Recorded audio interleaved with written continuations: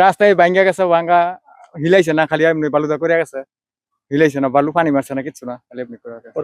পরে এই যে ভাঙ্গা গেছে, বলক সড়ক সমানে ভাঙ্গা বাধা দেন, বাধা দিছি কইছে এলাকায় ওর বাবার ভাঙ্গে যায় আবার করবো।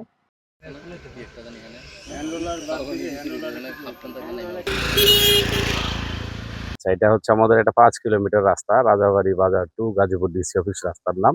5 কিলোমিটার রাস্তার কাজ হয়েছে। রাস্তাটা আসলে ওয়াইডেনিং হয়েছে, মানে আগে ছোট রাস্তা ছিল, পরে রাস্তাটাকে বড় করা হয়েছে। এটা যে অংশটা দেখতেছেন 5 কিলোমিটারের মধ্যে 100 মিটার মতন অংশে এই সমস্যাটা হয়েছে। এখানে আসলে আপনারাও দেখলে বুঝতে পারবেন যে এটা এখানে রাস্তাই ছিল না, এটা নতুন মাটি ভরাট করে করা হয়েছে। আসলে যে কোনো রাস্তার ক্যারিজে যদি নতুন মাটিতে যায় সেটা রাখা একটু কঠিন। আর এখানে অতিবৃষ্টির কারণে হ্যাঁ, যে প্যালাসা এখানে যে অতিবৃষ্টি হচ্ছে, যার কারণে এখান থেকে দেখতেছেন যে এটা অ্যাডজাসেন্ট নদী আছে। নদী থাকার কারণে অতিবৃষ্টিতে পানি এসে ব্লকের নিচে থেকে বালি সরে গিয়ে কিছু ব্লক সরে গিয়েছে এবং রাস্তার শোল্ডারটা ক্ষতিগ্রস্ত হয়েছে। এটা 100 মিটার মতন অংশে 5 কিলোমিটার রাস্তার মধ্যে। আমাদের ঠিকাদারের যে কোনো কাজ করলে 1 বছরের জন্য জামানত সংরক্ষিত থাকে, তার এই জামানত সংরক্ষিত আছে।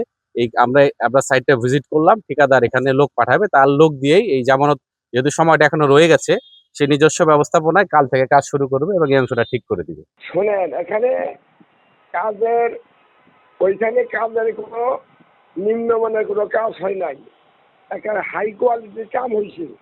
এখানে একদম কনসালটেন্টের টিম দাঁড়াই থাকে কাম করাইছে। ওই কাজ আমার 4 কোটি টাকা লস হয়েছে, বুঝছেন।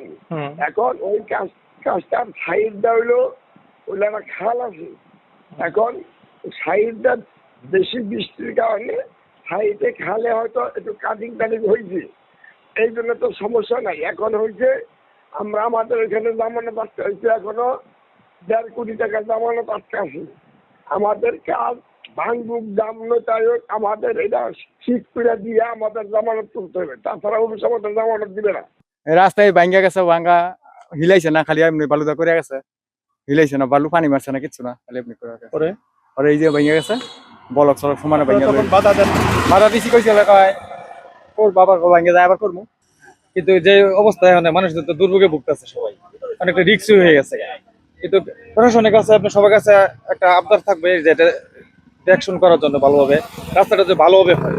আর কোনো সময় এরকম যে না হয়, রাস্তা করালে যে আপনি 2 দিন পরে ভাঙা যা, এই জনসাধারণ যে ভুগতেছে এই ভোগান্তিতে না থাকে, এটাই আপনার একটা আবদার হয়, জানানো হয়। মোটামুটি এখানে আপনার ভালো চলাফেরা হয়, গাড়ি রেগুলারই চলে। সঠিকভাবে কাজ যদি হইতো তাহলে রাস্তা তো দ্রুত মানে যত খারাপ হওয়ার কথা না।